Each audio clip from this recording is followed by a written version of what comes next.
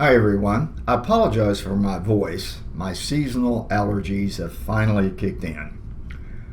In this lesson, and probably over the next 2 to 3 lessons that follow, we're going to be focusing again on formal organizations, but specifically on bureaucracy.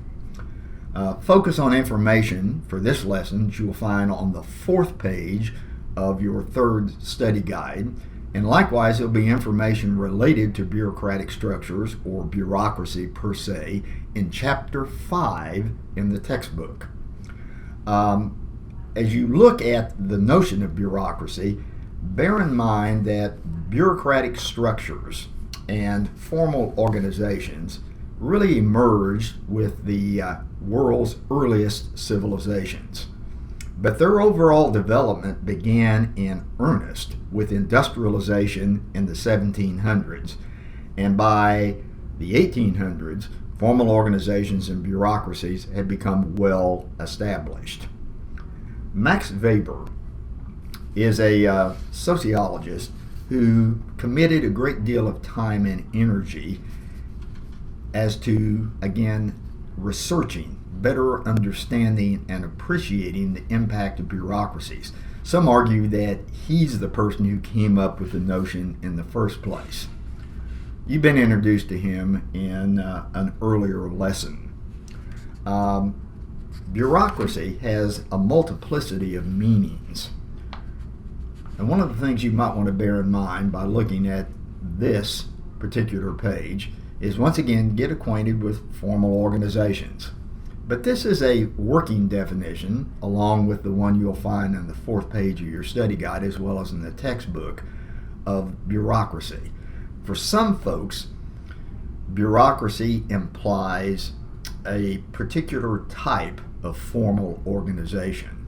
Others use the word to refer to an organizational scheme or arrangement that characterizes some formal organizations. Now, Weber contended that bureaucracies are the best way to organize people to reach a goal. But he was also astute enough to recognize that bureaucracies can be restrictive. They can produce a sense of dehumanization. And in his research, he created what he referred to as an ideal type. It more or less describes or highlights what he theorized to be the basic characteristics of a bureaucracy. You'll see those noted on the 4th page of the study guide near the bottom, beginning with A through F. Let's look at each one of these in turn. According to Weber, bureaucracies are marked by specialization, along with technical competence. You can see this referenced in point A. All members of a bureaucracy are assigned specialized tasks and roles. And bureaucratic members are especially trained for their specific roles. Secondly, there's a hierarchy of authority. Bureaucracies always feature supervision of subordinates by higher ranking managers, if you wish, bosses. Furthermore, bureaucracies are marked by rules and regulations. These are meant to make all the operations of the organization as predictable and as efficient as possible. Furthermore, what hallmarks all bureaucracies is impersonality. In a bureaucracy, remember that rules come before people. No individual receives special treatment. Furthermore, what was highlighted again in his research, Weber emphasized the fact that in all bureaucracies there are career ladders, opportunities for bureaucrats, for workers, to improve their current position. They might start at the very bottom and work their way all the way to the top as such. And one thing that's not included in the list in your study guide on page 4 that I might mention, another thing that hallmarks bureaucracies according to Weber, written communication. To be precise, formal written communications, documents like memos or emails, are at the very heart and soul of the organization and the most effective way to communicate. But the hallmark, according to Weber, of bureaucracy is what he referred to as rationalism or rationality. You'll see it defined here.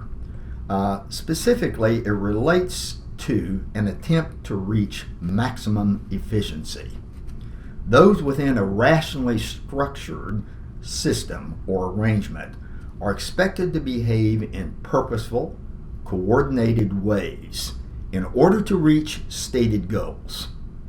You want to remember, decisions are no longer made by tradition, custom, or somebody's whim, but by trained workers, trained leaders who have planned policies or ways of achieving organizational efficiency. Tasks become very specialized. Products become standardized. All of this is designed to ensure greater productivity, precision, and speed. So all those traditional, spontaneous ways of doing things are replaced by those that focus on or are characterized by logical and calculated rules and procedures. Probably the best example I could provide you as to what Weber was getting at here might be to think about an assembly line, particularly one manned by human beings, where each worker has a highly specific task to perform. Once he or she completes that particular task, the component, the product they're working on, passes to another person, who then takes on a very specific and special kind of an approach. Once they're finished, they pass it to the next person, who again has a highly specialized task to perform. When you look at the Super Bowl, the NCAA basketball championship, I think you'd all agree with me, these are a lot different than a pickup football game or a pickup basketball game. A street brawl is quite different from a sanctioned prize fight. Well, the Super Bowl, the NCAA basketball championship, and a sanctioned prize fight, they're all classic examples of rationalism. Furthermore, you want to bear in mind that when discussing a bureaucratic structure, it often shows up in the form of a pyramid. This is from an earlier edition of your textbook author's text. And again, it illustrates in a kind of a generalized way the setup, the bureaucratic setup of a university or college. You'll notice again the board is at the top, followed by the president. Again, he highlights the sociology faculty, who would form the very base, right down here at the bottom. Would you know? Sure you do. It's you, students. So if it helps any at all, the faculty is only one notch ahead of you. In a rather humorous way, this pyramidal shape puts you in this situation. If you're having any difficulty reading this, you are here. And another humorous way to examine this bureaucratic structure might be as the following. But the key thing to remember is that authority, power, control, communication, they're all going to emanate from the top, and then they're going to pass downward. Furthermore, status, prestige, power, and influence are going to increase as you move up the system as such. So bear in mind again the overall general structure of bureaucracy.